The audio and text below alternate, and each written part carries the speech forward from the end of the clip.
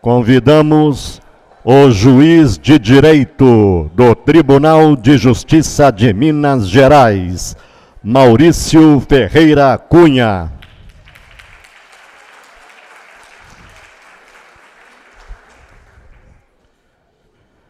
Neste momento, passamos a palavra para o defensor público e coordenador local em Guaxupé, Leonardo César Mateus.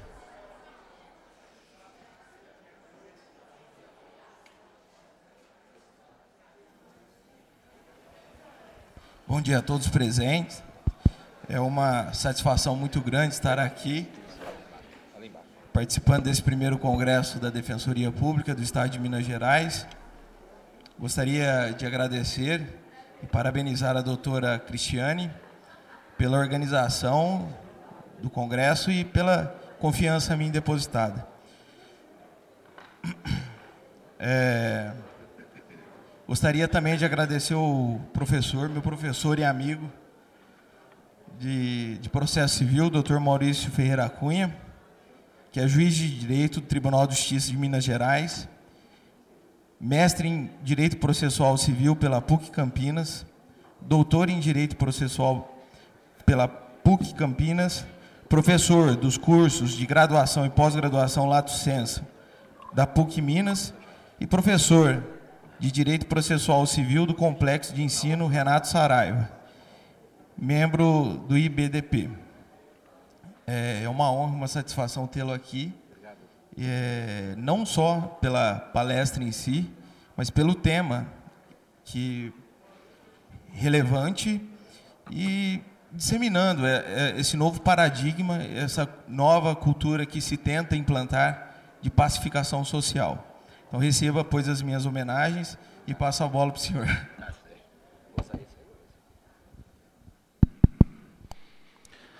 Bom dia pessoal.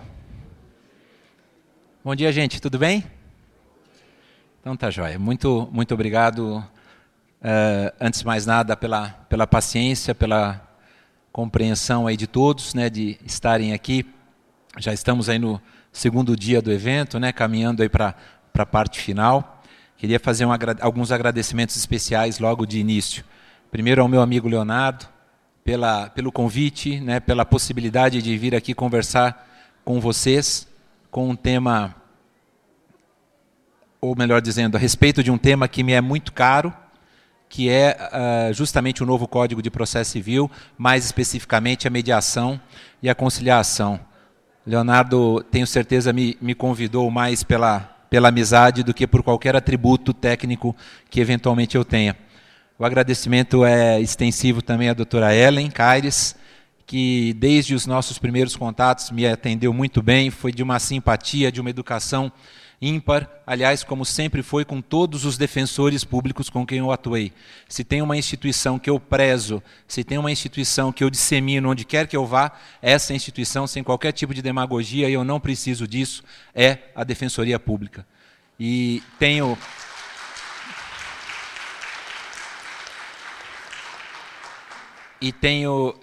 agradeço muito mesmo por essa oportunidade de estar aqui, porque eu tenho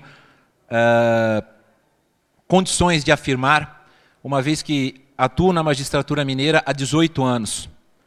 Agora, no dia 8 de setembro, eu completei 18 anos da minha posse.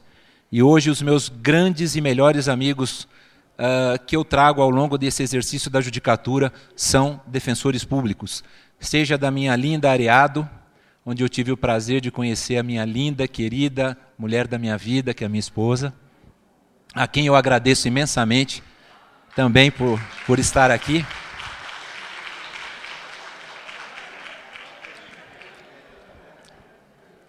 Essa é uma grande realidade, né? A doutora sabe, num evento que nós tivemos aqui em Ouro, Minas, eu faço a mesma saudação, porque vejo a família como nosso maior esteio. E eu não abro mão disso, nem mesmo da minha fé. Também o meu agradecimento, acima de tudo, ao nosso Pai, por ter me dado o privilégio e a felicidade de poder acordar hoje. A gente sabe que muitos, infelizmente, não acordaram. E como eu dizia, não só em Areado, mas também em Jacutinga, onde judiquei por 4 anos e meio, Monte Sião, e agora em Poços de Caldas, onde, dentre os defensores que lá atuam, eu tenho um principal carinho e uma proximidade com o doutor Adriano, que é daqui de Belo Horizonte, né, e que lá está já há algum tempo, também defensor público de primeira linha, diga-se de passagem. O meu agradecimento também à doutora Cristiane, que comanda com excelência a Defensoria Pública. O meu agradecimento também à Mariana, a colega, a Mariana está aí, que foi aprovada no último, está lá a Mariana, né? Que foi aprovada aí nesse último concurso para a Defensoria Pública. Eu agradeço porque ela teve a paciência de ser minha ouvinte, né? Não vamos dizer aluna, viu, Mariana? Ouvinte nas aulas do Renato Saraiva também. Enfim, e dizer que é uma honra muito grande poder estar aqui com todos vocês. E uma responsabilidade enorme, né? Falar depois do meu querido amigo Dr. Renato é complicado. E pior do que isso, falar antes de 2 das minhas maiores referências, que são justamente o professor Ronaldo Bretas de Carvalho Dias e o professor José Marcos Rodrigues Vieira. E digo para vocês por quê. O professor Ronaldo Bretas e o professor José Marcos, que hoje é desembargador, vocês sabem, do TJ de Minas, pelo 5º, eles foram meus professores no doutorado. Eu fiz meu doutorado aqui. O Léo até falou PUC Campinas, mas o mestrado foi na PUC Campinas. O doutorado foi aqui. Eu fiz com muita honra, com muito orgulho, aqui na PUC Minas, no campus Coração Eucarístico. E lá eu tive a felicidade de aprender muito com esses 2 grandes mestres do direito processual civil. E por pouco o professor Ronaldo Bretas não foi meu orientador. Eu gostaria muito que ele fosse o meu orientador, até porque ele tem uma visão um pouco diferenciada em relação à magistratura. Vocês acham que quem convive com ele sabem bem disso, né?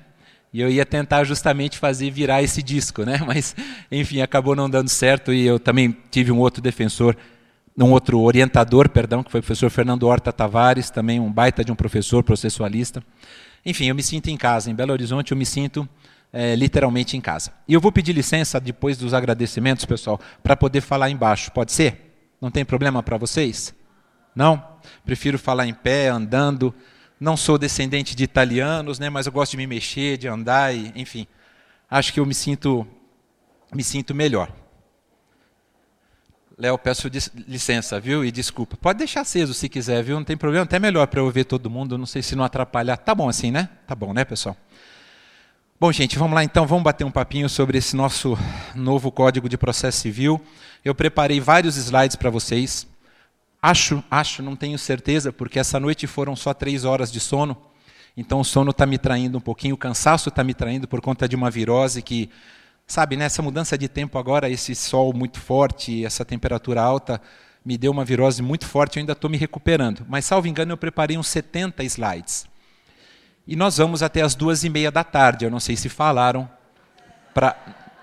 Não é isso, Léo? Não, 2h30 não, desculpa, gente. Nós temos até meio-dia, no máximo, né? Eu prometo que antes do meio-dia, às 11h59, a gente termina, sem falta. Mas, é claro, não vai dar para falar de todos os slides. E aí eu quero me colocar à disposição para enviar os slides para vocês, tá bom, pessoal? Os meus canais de contato são todos esses. Professor de cursinho online tem que ter Facebook, tem que ter Instagram, tem que ter Periscope, né? Não sei se vocês já ouviram falar, não? Então vale a pena, pode baixar esse aplicativo, você vai gostar. Hoje à noite, inclusive, eu vou falar nele um pouquinho. Periscope é um aplicativo onde a gente fala ao vivo. Quem for por exemplo, se eu estiver seguindo o Léo, aí o Léo vai querer falar alguma coisa sobre o papel, a atuação da Defensoria Pública nas ações de família. Aí o Léo vai entrar lá uma hora, vai pegar o celular dele, vai fazer um selfie dele, né, vai ficar gravando, como se fosse uma filmagem mesmo, né? E todos os seguidores do Léo são avisados, dizendo, o Léo entrou para falar agora. E aí você pode falar à vontade, desde que a conexão com a internet seja boa, né? Ontem eu fui me arriscar e falar, eu estava em Campinas, num local onde a acessibilidade à internet era quase zero, né? Então tentei várias vezes, mas acabou não dando certo. E no Periscope também está como Cunha Pro Civil, Maurício Ferreira Cunha, que é meu nome, se os amigos quiserem, né? No Face, no Insta e no e-mail, podem me mandar um e-mail e encaminho os slides para vocês, tá bom, pessoal? Com o maior prazer do mundo. Bom, gente, antes de mais nada, eu quero deixar bem claro para todos vocês. é uma opinião particular e a gente está aqui para pensar, a gente está aqui para refletir, para debater, para trocar ideias. Eu sou totalmente contrário, eu gosto sempre de falar isso, totalmente contrário a uma prorrogação da vacácio do nosso CPC. E digo isso com um pouco de embasamento, um pouco de fundamento, por participar de quase todos os fóruns permanentes de processualistas civis, organizados pelo professor Fred Didier Júnior. Não sei se algum dos amigos já teve a oportunidade aqui de participar. Desde 2013, salvo engano, nós já tivemos esse fórum. Aqui em BH, já teve, inclusive, foi ali na Milton Campos, em frente ao Woods. É isso, né? É a Milton Campos lá? É, né? Ali na Aldeia da Serra. Vila da Serra. Isso. Minha cunhada mora ali, eu não sei. Mas, enfim, é exatamente ali. Já tivemos em Salvador, já tivemos no Rio, e a gente tivemos em Vitória esse ano, e agora em outubro, dias 23, 24 e 25, a gente vai ter esse fórum em Curitiba.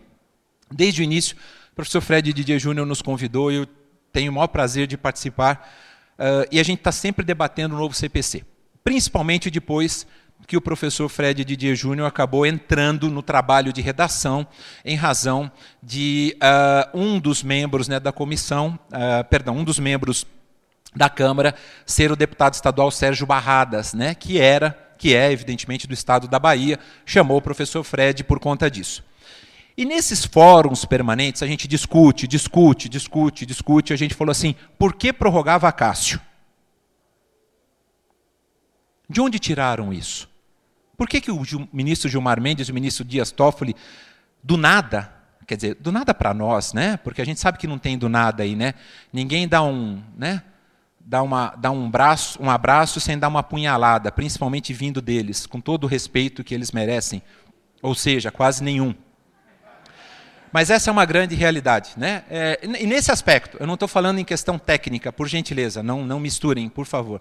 Mas nesse aspecto, porque isso, na verdade, pessoal, querer uma prorrogação de vacácio agora é dizer para a comunidade que estuda o direito processual civil, que ama o direito processual civil, o seguinte, olha, todo o trabalho que vocês fizeram ao longo desses 5 anos, espera mais um pouquinho, tá bom? Vocês esperaram 5, espera mais 2, mas, aliás, querem prorrogar vacácio, né? Eu espero falar esse verbo no passado, né?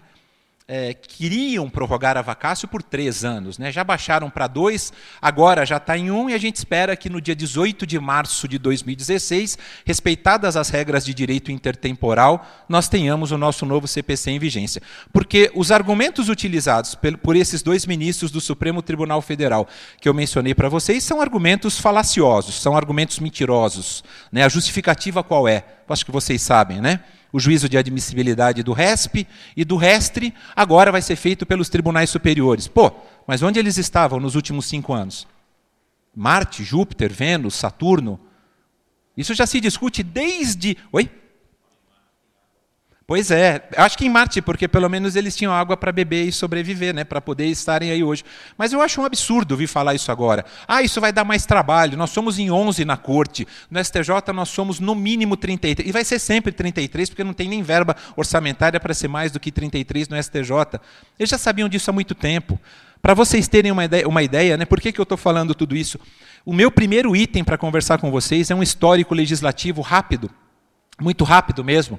Vejam só, o anteprojeto começou através de um ato do presidente do Senado em 2009.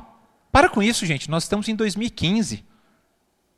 Então, eles já sabiam de tudo isso há muito tempo.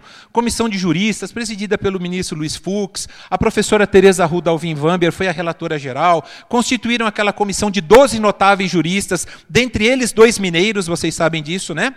Professor Humberto Teodoro Júnior, professor Eupídio Donizete Nunes, enfim... Primeiro número que esse projeto ganha, PLS 166 de 2010 no Senado. Ficou pouquinho no Senado.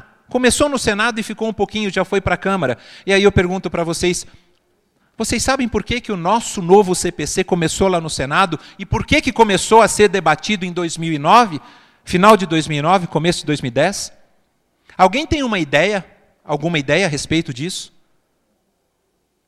Se a gente voltar um pouquinho no passado do nosso país, e todo ordenamento reflete, a gente aprende isso nas aulas de hermenêutica, nas aulas até mesmo de ED, de TGD, a gente aprende isso nos bancos acadêmicos, toda lei reflete o momento histórico em que o Estado vive. Todo ordenamento reflete, todo. Isso é indiscutível. Se nós voltarmos para trás um pouquinho, e qualquer semelhança com o que nós estamos vivendo hoje no nosso país não é mera coincidência, o Senado Federal, sob a presidência de um cidadão chamado José Sarney, no ano de 2009, também vivia ofuscado por conta de demandas absurdas, para não falar outra coisa, e por conta de irregularidades, vamos assim colocar no geral.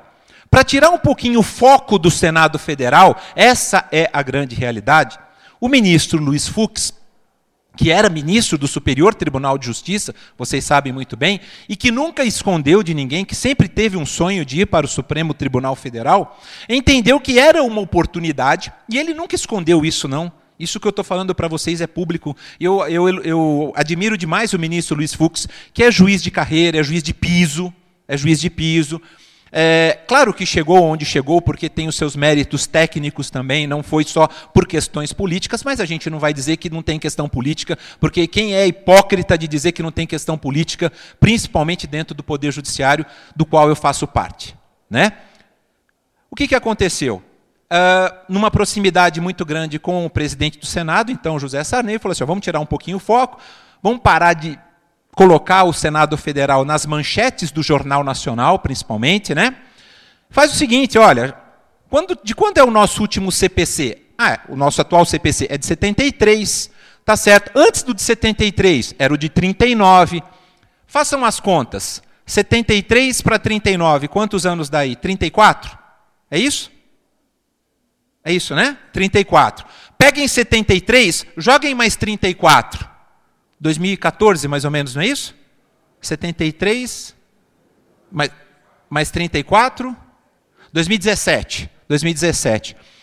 Ou seja, pessoal, se vocês pegarem esse ato, esse lapso temporal, dá para vocês imaginarem o seguinte, a cada 34 anos, a gente tem que ter um novo CPC.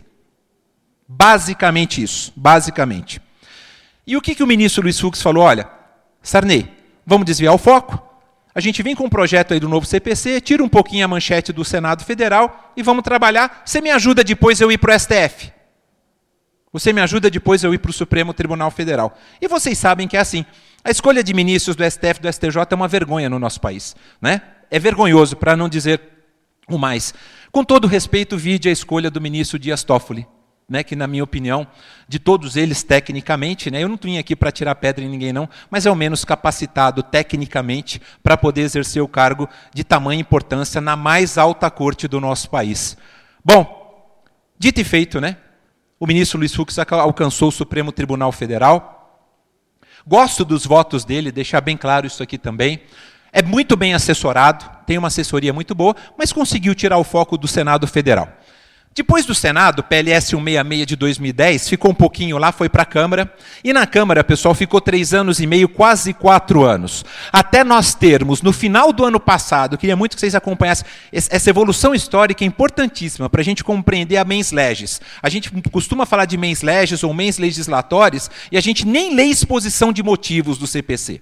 Aliás, não é só do CPC, a gente não lê exposição de motivos de nada, como se a lei surgisse do nada, né? Surgisse da cabeça, da vontade das pessoas, e não é bem assim. Tem todo um mote histórico, político, cultural, econômico, social por trás.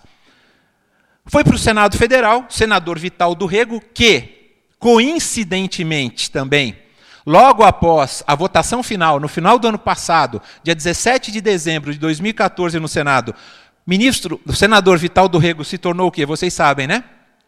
Ministro do TCU, do Tribunal de Contas da União. Ou seja, nada fica sem recompensa, né, pessoal, nesse nosso mundo.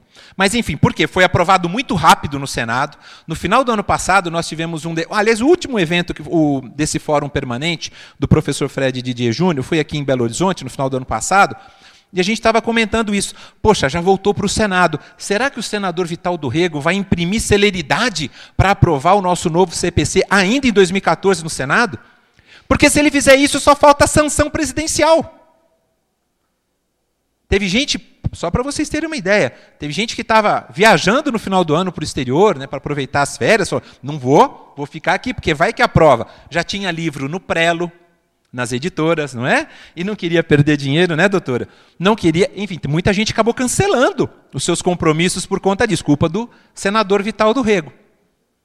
E vocês sabem muito bem, né? O doutor Renato já fez alguns comentários também a respeito. Houve muita barganha política em relação ao nosso novo Código de Processo Civil em várias searas, né? Ele falou de algumas, por exemplo, a questão da prisão civil, do devedor de pensão alimentícia. Eu diria para vocês a penhora online. Penhora online foi um maior escândalo, né? Na verdade, se tivesse saído do nosso CPC, a nossa execução já é uma falácia, né? Seria mais ainda. Mas isso tudo porque teve um deputado federal do estado de São Paulo, que eu não vou, evidentemente, me lembrar o nome aqui também, porque nem há necessidade de lembrá-lo, porque queria tirar a penhora online, tirar o Bacen Jude, né, do nosso novo CPC, uma vez que ele tinha 5 empresas no grande ABC. E o que aconteceu com essas empresas, né? Todas eram executadas, né, e todas já tinham tido seu patrimônio penhorado em razão de penhora online e por aí vai. Mas todo esse trabalho político que foi feito, é óbvio, né, para que nós tivéssemos uma aprovação rápida, culminou com a sanção presidencial dia 16 de março de 2015. Ficou do jeito que a gente gostaria? Será que o novo CPC é um reflexo daquilo que foi trabalhado ao longo desses 5 anos? Lembremos de uma coisa, o nosso Código Civil, a nossa Lei de Direito Material, tramitou no Congresso Nacional durante 27 anos. Começou com o PL 634/75, acabou sendo publicada em 2002, 11 de janeiro, salvo engano, e uma vacácio de mais um ano. Entrou em vigência em 11 de janeiro de 2003. Né? O nosso não, o nosso foi bem mais rápido, o nosso teve 5 anos praticamente, mas a vacácio é a mesma. E eu entendo, na minha humilde opinião, é uma humilde opinião, que o nosso CPC, o nosso novo CPC, mantém boa parte da espinha dorsal do CPC vigente. Mantém boa parte, no que ele faz muito bem. No que ele faz muito bem.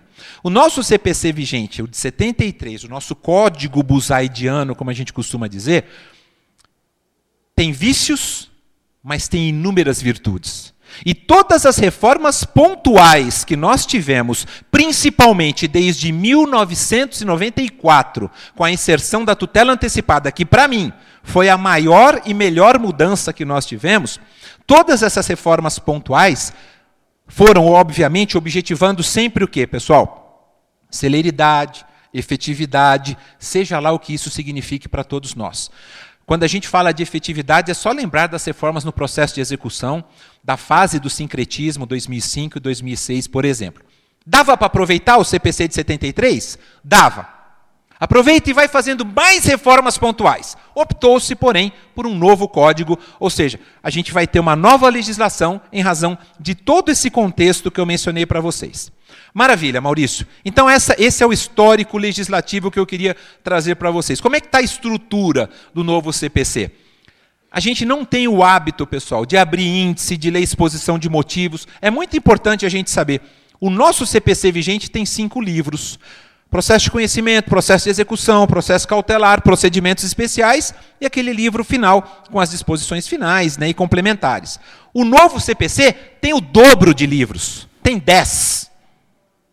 Tem 10. Ou seja, ele tem uma parte geral com 6, uma parte especial com 3 e mais o livro complementar. Vejam só a parte geral. São 6 livros com 317 artigos. Tal qual, então, o nosso Código Penal, hoje a gente tem uma parte geral e também temos uma parte especial. E nessa parte geral, é óbvio, né, o que nós vamos falar principalmente, nós vamos trabalhar aqui, pessoal, olha, nos sujeitos do processo.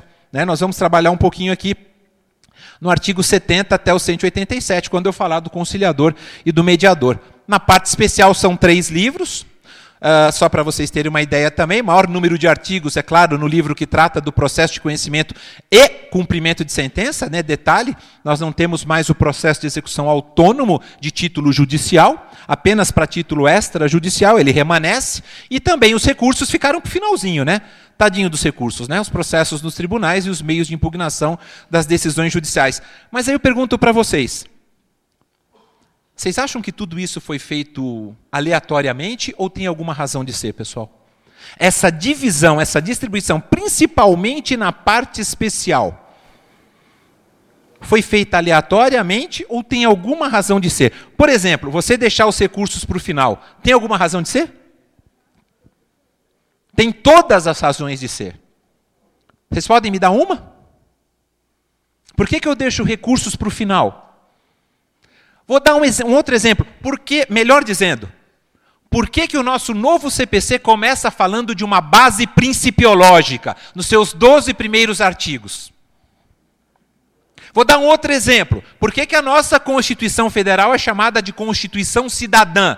Porque tem no artigo 5º, logo no comecinho, seus direitos e garantias fundamentais. Por que tudo isso? É claro que nós temos razões inúmeras.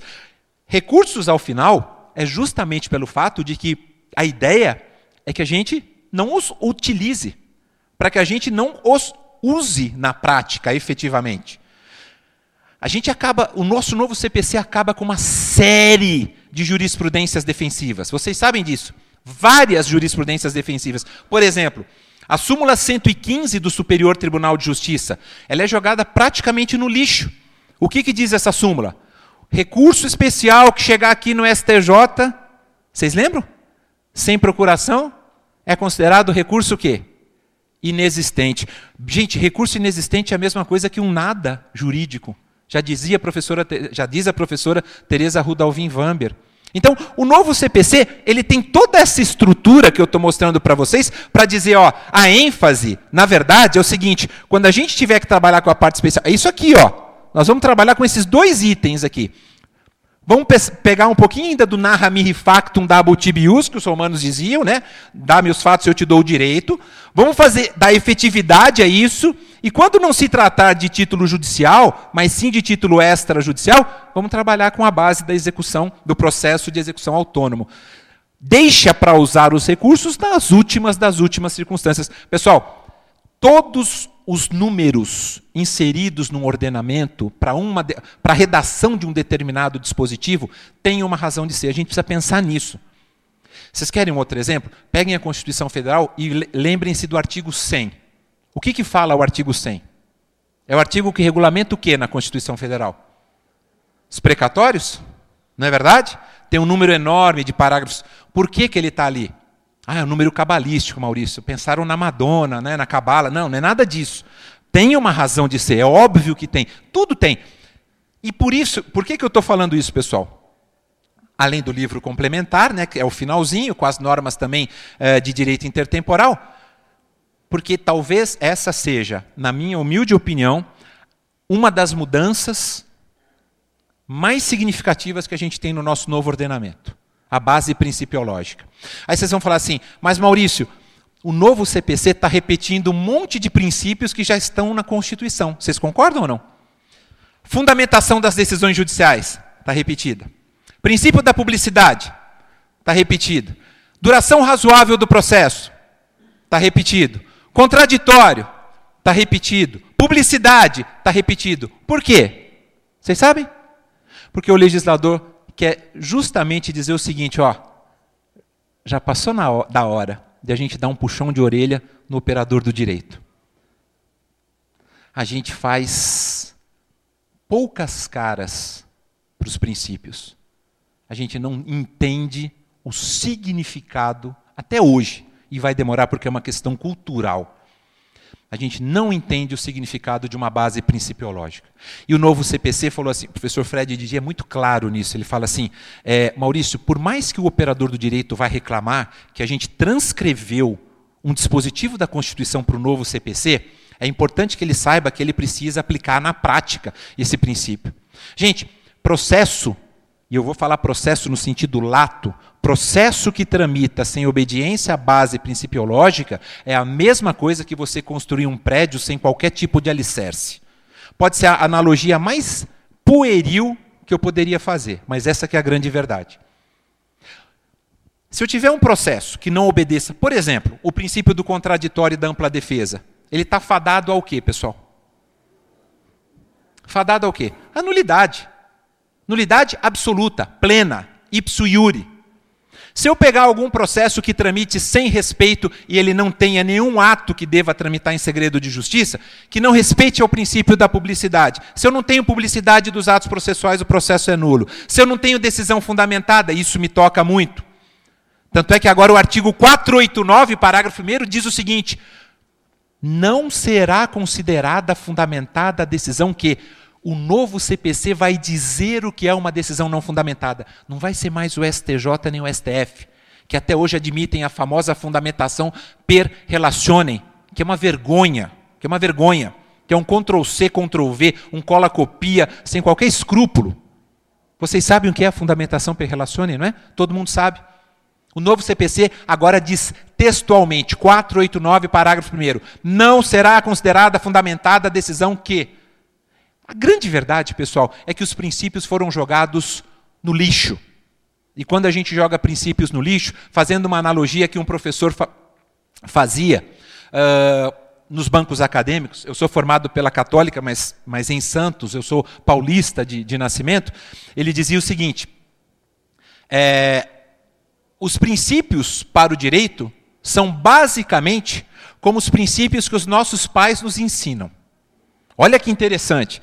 Isso do alto dos seus quase 80 anos de idade. Desembargador do Tribunal de Justiça de São Paulo, aposentado, hoje vivo e lúcido ainda, muito lúcido.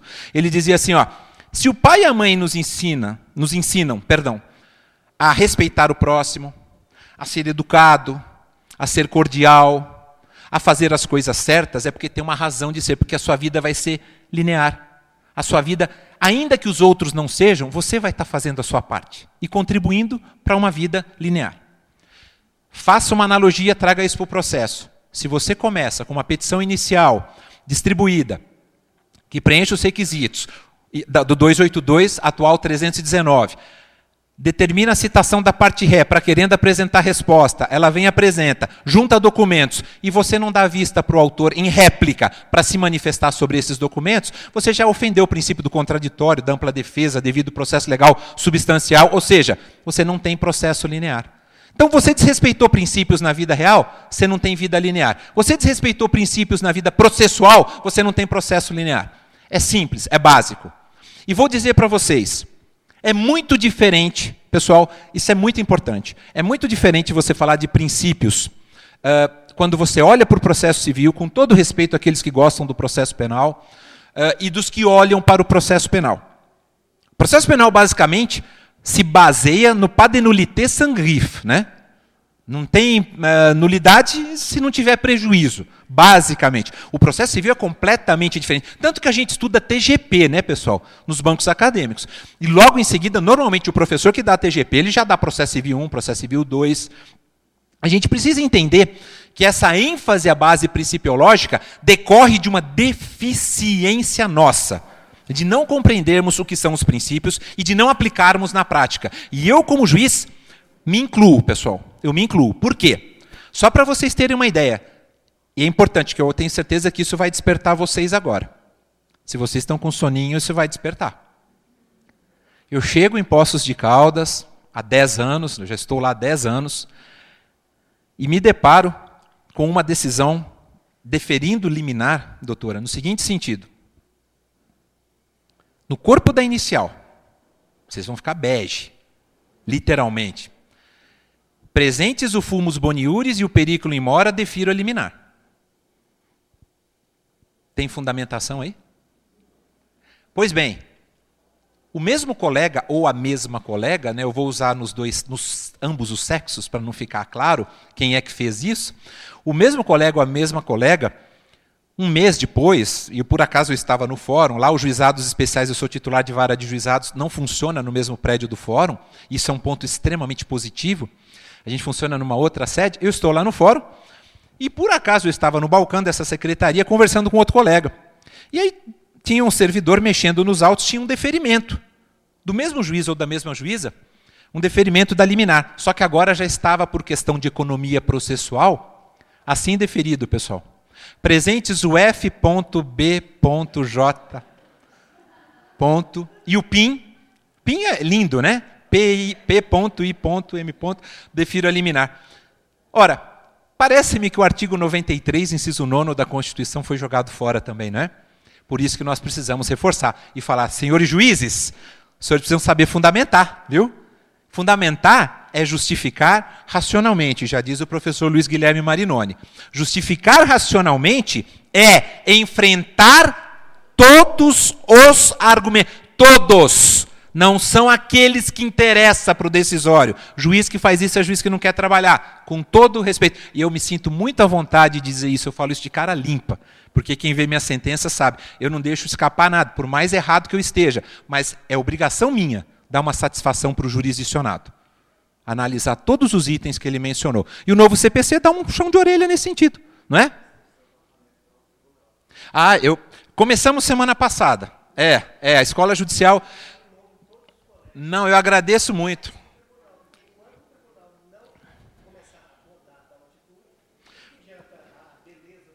Concordo. O que o colega está falando é verdade. Pessoal, só para vocês terem uma ideia. Na semana passada foi a primeira vez, acho que até comentei com o Léo, foi a primeira vez que eu fui convidado pelo meu tribunal, e eu me senti muito orgulhoso, para falar sobre o novo CPC, num evento da Escola Judicial, né, para juízes, assessores, desembargadores e servidores. E eu fui lá para a fria Divinópolis.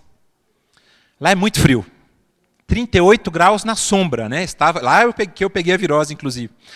E eu comecei a falar de fundamentação das decisões judiciais, né? Aí eu olhava para a plateia assim, com juízes, desembargadores, alguns fazendo assim, ó. Eu falei, eu vou ser apedrejado aqui, né? Não fui, mas ganhei uma virose. Os fluidos negativos foram maravilhosos, né?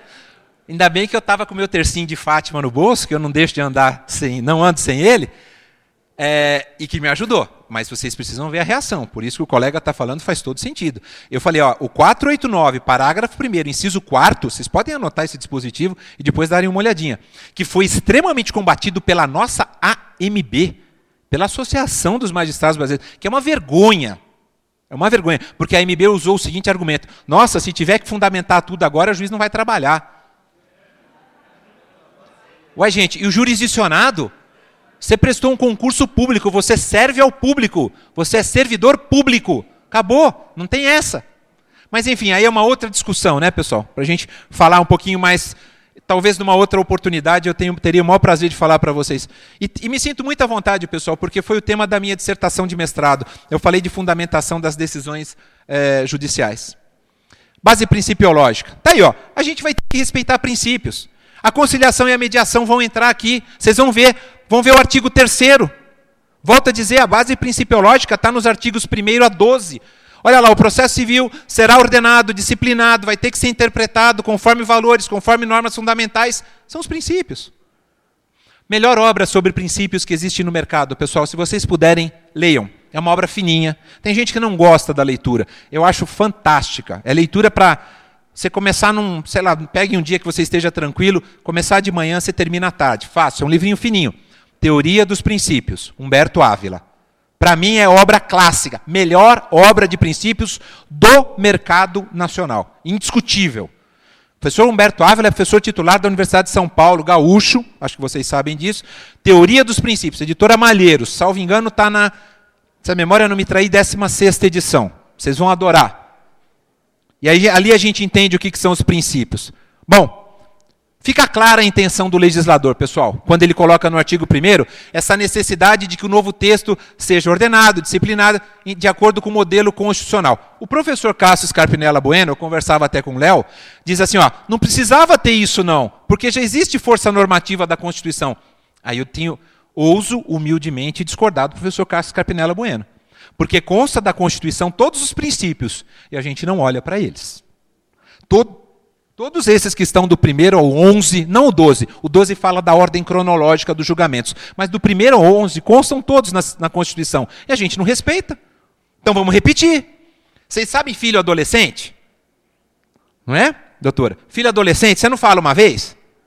2, 20, 87, 2020. Eu tenho uma filha de 18 anos, acabou de fazer 18, para vocês terem uma ideia. E às vezes eu falo para ela e ela fala, tá bom pai, beleza. E a gente tem que entender, mas é de um coração maravilhoso, não posso reclamar nada. Deus foi muito, muito generoso comigo. Mas digo, principalmente com seus 14, 15 anos, foi a coisa mais difícil do mundo colocar algum trem na cabeça dela. Por exemplo, eu falava assim, filha, vamos no cinema no sábado à tarde? Aí ela falava, não. Aí eu, chato, né? Vou usar da justificativa racional. Filha, justifique racionalmente, por que o seu não? Fundamente, né? Ah, não, pai, porque eu não quero. Eu falei assim, mas como não? O pai está aqui sábado, é o tempo que o pai tem livre para ir você. Não. Ou seja, resposta sem qualquer tipo de fundamentação, ato inexistente. Literalmente.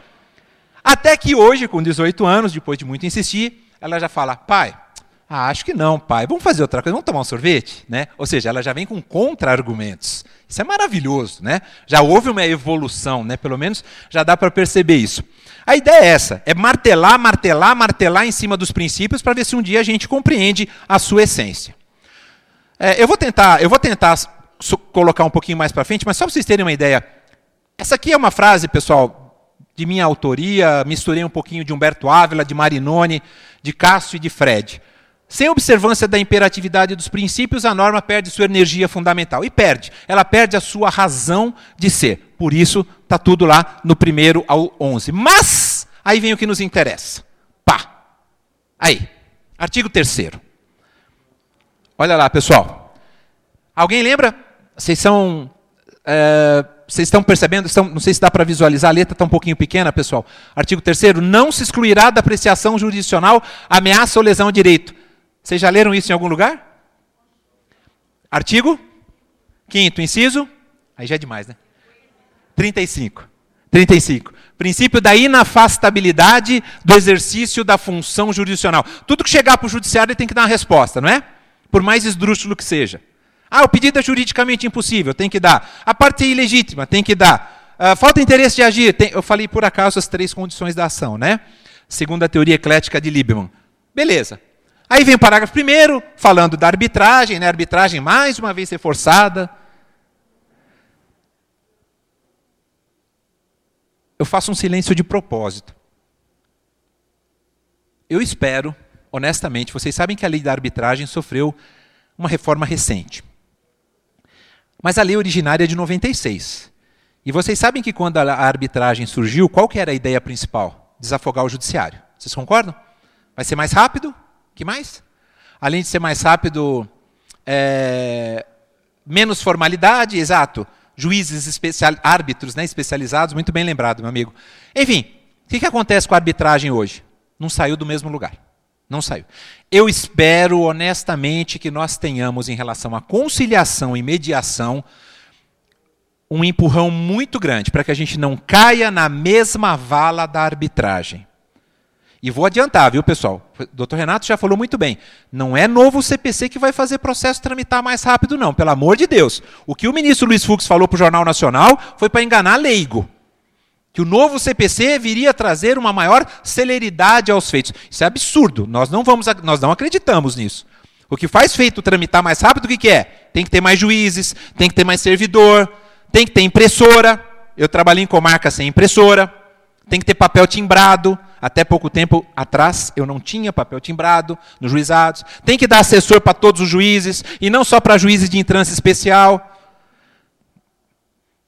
Tem muita coisa. A infraestrutura material e humana é que faz um feito tramitar mais célere, junto com uma lei bem organizada. Só lei não. Mas aí vem o parágrafo 2º dizendo assim, pessoal, o Estado, sempre que possível, tem que promover a solução consensual dos conflitos. Parágrafo 3º, conciliação, mediação e outros métodos de solução consensual de conflitos deverão ser estimulados. Aí eu grifei, ó, pessoal, ó. Tá vendo? Ó vocês ali, ó. Ó verdinho, ó. Tá vendo que belezinha? Tá vendo? Ó. Todos nós. Todos nós. É nossa tarefa. É nossa função. Estimular a mediação e a conciliação. Tudo isso sem esquecer do quê? Sem esquecer de que a gente tem que buscar tudo resolver num prazo razoável. Aí eu pergunto para vocês, o que é um prazo razoável? Durante o doutorado, pessoal, terminei o doutorado, eu não sei se vocês já ouviram falar. Vocês já ouviram falar do doutorado sanduíche? Alguns já ouviram? Já, né? Eu tive a felicidade de ganhar uma bolsa do governo federal quando eu terminei os créditos aqui no campus Coração Eucarístico e fui estudar em Portugal. Eu fiquei 4 meses por conta do governo federal. Aliás, isso não é do governo Lula, nem do governo Dilma, nem do governo Fernando Henrique. Isso já existe antes até. É que poucas pessoas sabem, pouco é utilizado pelas universidades, né? Mas você tem que ter uma nota boa na CAPES, né? Ou seja, tem que ter um doutorado bom, ou um doutorado com classificação 5 ou 6 na CAPES. Se você tiver, se a instituição tiver, a CAPES fala, ó, eu vou disponibilizar para os alunos aí uma bolsa do doutorado sanduíche. O aluno que for aprovado no processo de seleção que vocês façam aí, esse aluno vai para o exterior, estuda lá e a gente banca. Passagem aérea ida, passagem aérea volta, uma ajuda de custo, no meu caso foi no final de 2011, começo de 2012, 250 euros, mas ajuda, não é muita coisa, mas ajuda, né? Paga um pouquinho do aluguel, o resto você tem que se virar lá mesmo. Mas é uma experiência incrível, incrível. E o que acabou acontecendo, pessoal? Conversando com várias pessoas lá, um italiano, por exemplo, a gente sabe que o processo civil, o berço do processo civil é a Itália, ou melhor dizendo, vou falar no passado, era a Itália. Talvez hoje o país, na minha humilde opinião também, que mais investe e estuda o direito processual civil hoje, não por acaso é a Alemanha, e dá-lhe 7-1. Ou seja, eles ganham no futebol, ganham no processo civil, né? Daqui a pouco, né? Só erraram com a Volkswagen agora, né? Mas aí é uma outra história. Mas enfim, a Itália, que era o berço do direito processual civil, eu não sei se vocês sabem, a União Europeia, quando algum país descumpre algum regulamento interno, ele é sancionado pecuniariamente, e são multas altíssimas. A Itália, berço do direito processual civil, na época em que eu estava lá, final de 2011, começo de 2012, foi sancionada justamente porque os feitos na esfera civil estavam tramitando por tempo muito mais duradouro do que deveriam na Itália. Então, quando a gente fala que um processo aqui no Brasil, sei lá, uma ação indenizatória por danos materiais demora 2 anos, 3 anos. Na Itália isso estava levando até 8 anos, só para vocês terem uma ideia. Tamanha a enxurrada de recursos que ali havia. Ou seja, dizer o que é duração razoável é muito complicado. E eu prefiro também caminhar com o professor Fred Didier Júnior, que ele fala assim, ó, processo com duração razoável não é aquele que demora 5, 6 anos. É aquele que demora 5, 6 anos, mas que tem todos os direitos, garantias e princípios respeitados. Ele pode demorar 20, mas se você não retirou nenhum princípio, nenhum direito, nenhuma garantia do jurisdicionado, ele já está valendo. E eu concordo plenamente. Eu prefiro um feito que tramite por muito tempo, mas que tenha tudo isso respeitado, do que um feito que termine em 1 ano, onde o juiz falou, eu entendi que a matéria era de direito, julguei antecipadamente a lide, com base no 330. E se esqueceu que ambas as partes, e até o terceiro interveniente, queriam produzir prova oral. Ou seja, ele a manu militari, eu vou usar o 330. Não, tem que respeitar. Se as partes querem prova oral, prova documental, prova pericial, inspeção judicial, paciência. Processo, pessoal, a gente precisa tirar aquele foco do Estado liberal e do Estado social. Processo não é do juiz, processo não é das partes, não é de ninguém. Ninguém é dono do processo. Acabou aquela história de que o juiz também era a boca da lei, como a gente costumava dizer, né? E os franceses diziam muito isso. O juiz também já não é mais só a boca da lei. O juiz precisa ter uma participação mais proativa. Isso não é ativismo, não confundam. Não confundam, por favor. Mas quando, por exemplo, o CPC vigente e o novo CPC falam assim, o juiz pode determinar a produção de provas de ofício. Ele está querendo dizer o seguinte, se as partes não quiserem, e o juiz falar, eu tenho que formar meu livre convencimento motivado, eu vou determinar sim a produção de uma prova. Por que não? Isso ofende a imparcialidade. Ofende aonde? Ofende aonde? Vai sobrar para mim. Na hora de julgar, se eu não determinar a produção da prova, porque a minha sentença provavelmente vai ser cassada, reformada, anulada, qualquer ada da vida. Então nós precisamos compreender que essa duração razoável, pessoal, passa, obviamente, pelo respeito aos princípios e garantias constitucionais. O artigo 6º dizendo, que todos os sujeitos devem cooperar entre si, aí é o princípio da cooperação, que já tem no Código de Processo Civil português há pelo menos uns 15 anos, para nós é novidade, é a primeira vez que está aqui. E esse princípio da cooperação tem tudo a ver com mediação e conciliação. Pelo simples fato, pessoal, Pelo simples fato, a gente está diante de um redimensionamento do princípio do contraditório e agora a gente tem diálogo processual. É isso que a gente precisa falar. Quando a gente fala de princípio da cooperação, é isso. O processo não é do juiz, nem é das partes, nem do terceiro interveniente, nem da Defensoria Pública, nem do Ministério Público. Não é de ninguém. Ninguém é dono dos autos. E todos precisam cooperar. Aí vocês vão falar assim, mas Maurício, como é que o autor e o réu vão cooperar se eles já estão ali litigando? Simples, simples. A essência do princípio da cooperação, pessoal, são esses 4 deveres. O professor Miguel Teixeira de Souza, um dos maiores juristas portugueses com o qual eu tive contato através da sua obra, ele diz assim, o princípio da cooperação passa por um dever de esclarecimento que incumbe ao juiz, dever de consultar, que está diretamente ligado ao contraditório, dever de prevenir o êxito da demanda frustrado, às vezes por um uso inadequado do processo. Pessoal, quantas e quantas vezes a gente vê o pessoal litigando de má fé? Cabe ao juiz, está percebendo que o cidadão vai litigar de má fé? Previne, previne. Isso é princípio da cooperação, passa por tudo isso. E auxiliar, que são as iniciativas do próprio Estado, do órgão jurisdicional, para contribuir na superação de eventuais dificuldades das partes. Se a gente aplicar o princípio da cooperação na prática, é óbvio que esses dois vão ter êxito. Todo mundo conhece a resolução 125 do CNJ, é óbvio. Conciliador e mediador entram nesse contexto como? Terceira etapa, então, da nossa fala, pessoal. Hoje, o conciliador e o mediador são o quê, pessoal? Auxiliares da justiça. Auxiliares da justiça. O que nós temos de conciliação e mediação no novo CPC nada mais é do que um resumo da resolução 125 do CNJ, que foi a resolução lá de 2010 que já dizia, nós precisamos fomentar a conciliação e a mediação. Cada vez mais. Aí vem o Tribunal de Justiça de Minas e fala, conciliar é legal, vocês lembram? O problema é, como conciliar?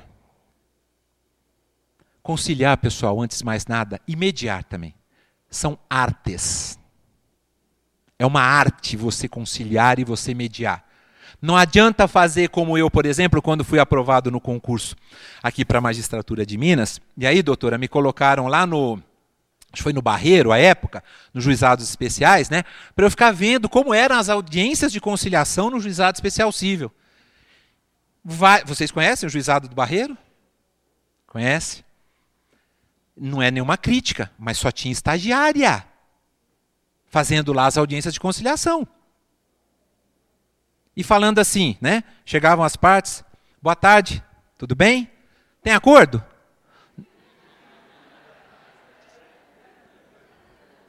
Estou falando alguma coisa errada ou não? Estou falando mentira? Pessoal, com um detalhe, quando fala boa tarde. Quando fala boa tarde. É triste, mas é isso. E pessoal, com todo respeito, até hoje. Isso não é na época que eu entrei, há 18 anos. Juizados especiais completaram agora, sábado, vocês sabem disso, 20 anos de vida. Todo mundo fica falando de outras leis, eu adoro os juizados especiais, eu amo. Tanto que eu tenho um livrinho sobre juizados especiais, mas é mais para concurseiros, talvez a Mariana até saiba, porque eu fiz menção no curso. E toda a base dos juizados especiais, vocês sabem, foi aproveitada para o início do procedimento comum no novo CPC. Por quê? O que acontece no novo CPC? Distribuiu a inicial, o autor vem e fala, eu quero audiência de mediação e conciliação. O réu pode falar que não quer, o juiz não vai ser obrigado a marcar audiência de conciliação ou mediação? Vai ou não vai? De onde que o novo CPC bebeu? De que fonte que ele bebeu? Dos juizados especiais. E da Justiça do Trabalho também, diga-se de passagem. Mas a ideia, pessoal, que eu quero passar para vocês é, conciliar e mediar é uma arte. Eu, por exemplo, eu faço o que lá nos juizados especiais? Eu faço assim, eu não coloco estagiário para fazer conciliação, não. Sou muito honesto em dizer para vocês. Teve uma época que eu não tinha gente para colocar. Eu coloquei. Mas aí eu fiz o quê? E aí é o papel de cada um dos colegas. É chamar o estagiário e falar, Fio, como a gente fala lá, né? Fio, senta aqui, Fio. Vamos cá. Qual é a tua experiência de vida? O que você já fez na vida? Ah, eu nunca trabalhei. Doutor, eu gosto de carro. Ah, o senhor já viu meu celular? Ó? É um iPhone 6S XPTO, HTZ, sei lá o quê. Ou seja, não dá para você colocar um cidadão, com todo respeito, você vai ter que burilar.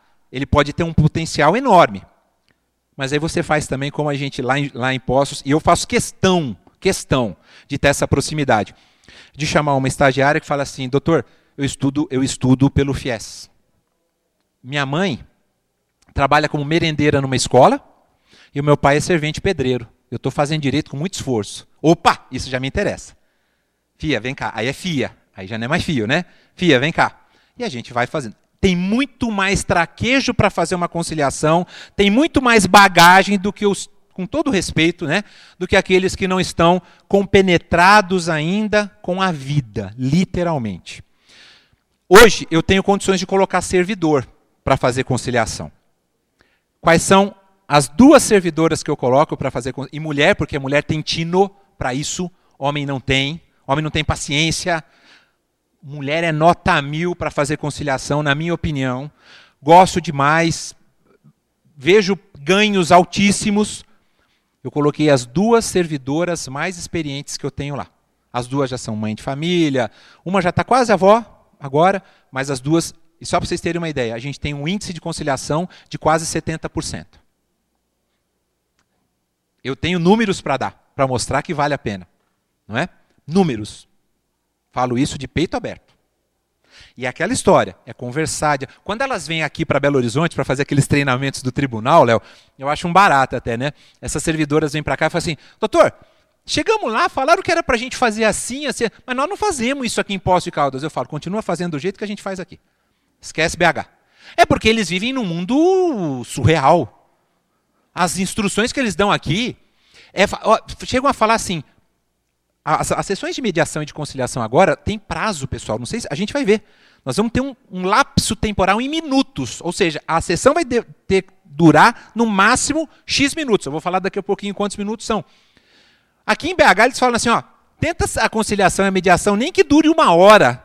Mas o importante é a gente chegar e ter estatística. Ah, meu Deus do céu. Para uma comarca como Poços de Caldas, comarca de entrância final, eu tenho quase 300 feitos cíveis novos por mês, na minha vara, fora a outra vara. Eu tenho o juizado especial da Fazenda Pública e eu tenho o juizado especial criminal, só que tem um detalhe. Eu abro às 7 da manhã e fecho às 7 da noite. O juizado especial lá em Poços funciona das 7 da manhã às 7 da noite. 7 da manhã já tem gente esperando para fazer audiência de conciliação lá. Aí a gente consegue dar rotatividade. Fora isso a gente não consegue, não tem jeito. Bom, não dá para aplicar. Com todo respeito, as técnicas que o TJ de Minas ensina de conciliação e mediação são um pouquinho arcaicas, com todo respeito. Bom, é função do juiz ainda tentar conciliar sempre. Isso está no 125, inciso 4º hoje. Quem quiser anotar, ou estiver anotando, o 139, 5º, é o 125, inciso 4º hoje. Promover a qualquer tempo a autocomposição, preferencialmente, viu, pessoal? Não precisa ser conciliador e mediador. Podem ser, preferencialmente. São auxiliares da justiça, tá vendo, pessoal? Ó, são auxiliares da justiça. Olhem aqui, pessoal, ó. Vocês estão vendo esses que estão com risquinho? Vocês estão vendo? Foram inseridos. Na verdade, no nosso ordenamento vigente, não tinha chefe de secretaria. Chefe de secretaria e escrivão é a mesma coisa, não é, pessoal? Só que muda a terminologia. Incluíram chefe de secretaria, o tradutor, mediador, conciliador, partidor, distribuidor, contabilista, regulador de avarias. Esses são auxiliares da justiça. Por serem auxiliares da justiça, conciliador e mediador. Isso é muito importante, pessoal. A gente pode ter problemas em relação a isso. Eles se submetem às sanções da 8.429, da Lei de Improvidade Administrativa, porque eles são considerados agentes públicos, respondem administrativa, civil e criminalmente, conciliador e mediador judicial, e são sujeitos imparciais do processo. Claro que todos os motivos de impedimento e de suspeição aplicáveis ao juiz, aplicáveis ao MP, enfim, aplicáveis a todos que vocês conhecem, também são aplicáveis aos conciliadores e mediadores judiciais. A gente consegue definir bem o que é um conciliador e o que é um mediador, pessoal? Vocês lembram mais ou menos? Lembram, né? O conciliador vai propor a solução. Fala, vamos fazer um acordo? Quanto que está devendo? Está devendo 100? Paguem 5 de 20. Esse é o conciliador. Vocês concordam? Não é? E ele não tem um prévio contato, normalmente, com as partes. Por isso que eu menciono ali, ó.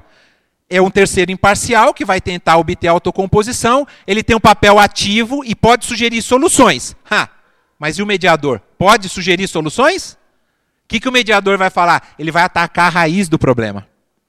O mediador, normalmente, ele já tem um contato ali, né, prévio. Olha só, ele vai colaborar para que as partes cheguem, por sua própria iniciativa, a um acordo. Ele não deve, em regra, porque esse é o papel do conciliador. O mediador não deve, em regra, sugerir soluções, mas auxiliá-las a encontrar sozinhas tais soluções. Por isso que falam que a mediação funciona onde? No direito de família. Vocês concordam ou não? Não é verdade? Ótimo. Do 165 até o 175 estão os principais artigos da conciliação e mediação. 11 artigos, 11. Muitos deles, transcrição ipsis literis da resolução 125 do CNJ de 2010. Eu vou apenas passar rapidamente para vocês. Primeiro, 165. Os tribunais vão ter que criar os tais dos... Vocês já ouviram falar dos CEJUSCs? Centros Judiciários, é a abreviação, né? De Solução Consensual de Conflitos, que vão ser responsáveis pela realização de sessões e audiências de conciliação e mediação e pelo desenvolvimento de programas destinados a auxiliar, orientar e estimular a autocomposição. Os tribunais de justiça que já têm CEJUSC funcionando há algum tempo têm resultados muito bons. São Paulo, por exemplo, é um deles. Tá? Só para vocês saberem. Todos os tribunais vão ter que se adaptar e formarem esses centros. Só deixar bem claro, né, no final, no parágrafo 1º, que essa composição e organização dos centros vai ser definida pelo tribunal, mas sempre observando as normas do CNJ. O conciliador, aqui uma distinção importantíssima, pessoal. O conciliador que atuará preferencialmente nos casos em que não houver vínculo, preferencialmente, não significa que é só nos casos em que não houver vínculo anterior, poderá sugerir soluções para o litígio, o mediador não.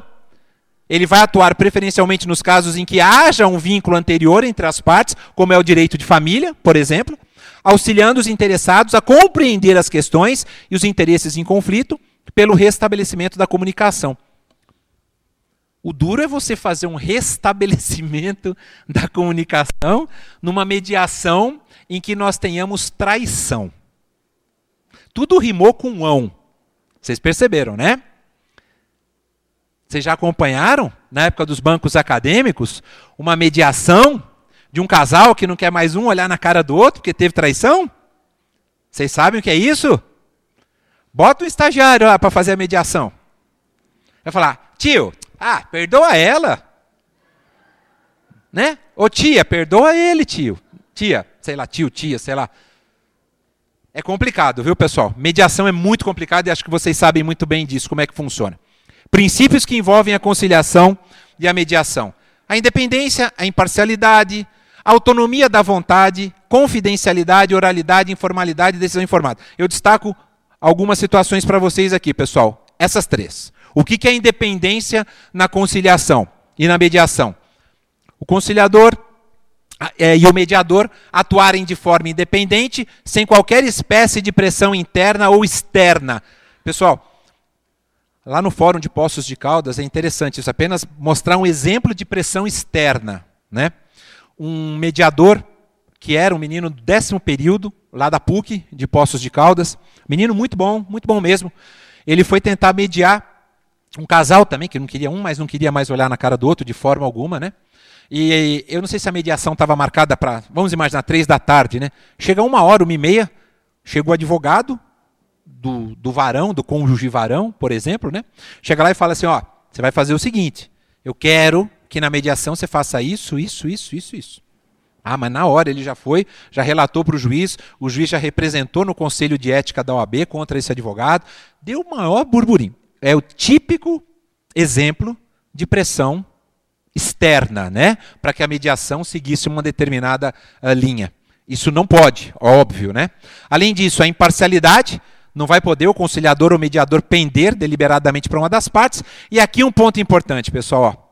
A confidencialidade do conciliador e do mediador é uma forma de otimizar a participação das partes e com isso aumentar as chances de obtenção da solução consensual. Só para vocês terem uma ideia, se o conciliador ou o mediador trabalhar numa conciliação ou numa mediação, ainda que ele não consiga, ele não pode sequer no futuro servir como testemunha de uma das partes. Vocês concordam ou não?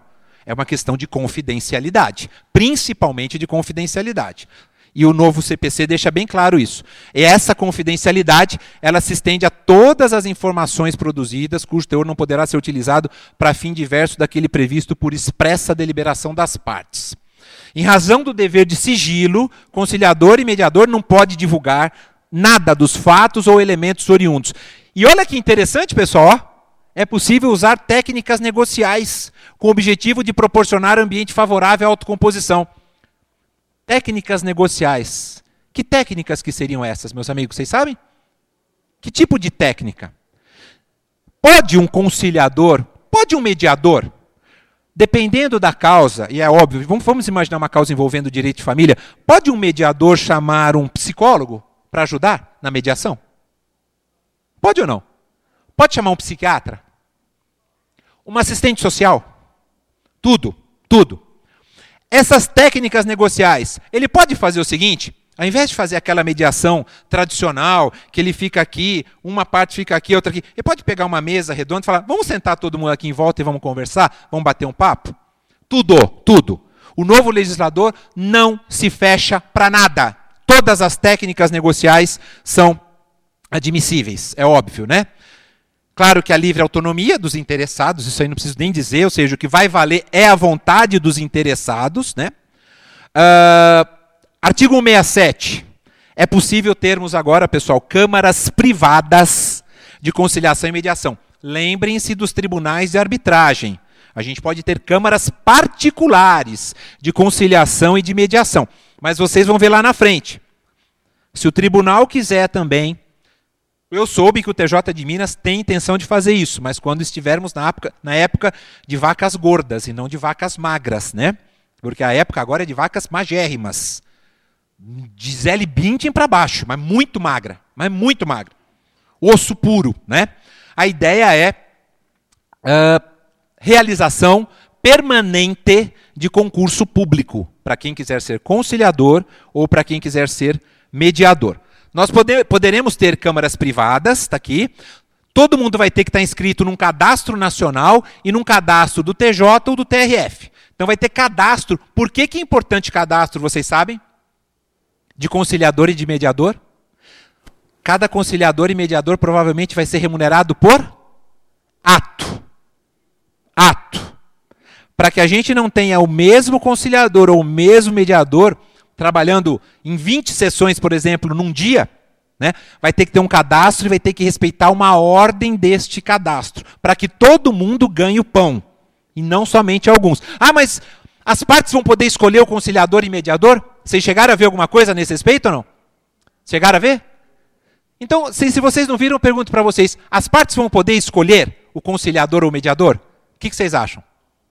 Sim ou não? Não? Sim? Vão poder. Vocês acreditam? Vão poder. Tem um lado bom, tem um lado não tão bom. Talvez dê tempo da gente falar sobre isso. Mas vamos lá, vai ter que ter esse cadastro. Olha, vai ter que ter um curso de capacitação mínima. É um curso realizado por entidade credenciada. Quem é que vai credenciar? Aliás, quem é que vai definir o parâmetro curricular? CNJ, juntamente com o Ministério da Justiça. Vai ter que ter um registro. Ou seja, pessoal, é como se fosse, na verdade, e né, é claro, um cargo a ser exercido com muita responsabilidade, respeitando, né, obviamente, todos os princípios inerentes ali, confidencialidade, imparcialidade, por aí vai, e respeitando uma ordem também. Ninguém vai poder passar na frente do outro. Os conciliadores e mediadores judiciais, se forem advogados, estarão impedidos de exercer a advocacia nos juízos em que desempenhem suas funções. Aí eu pergunto, será que algum advogado vai deixar de advogar para ser conciliador ou mediador? O que vocês acham? Sim?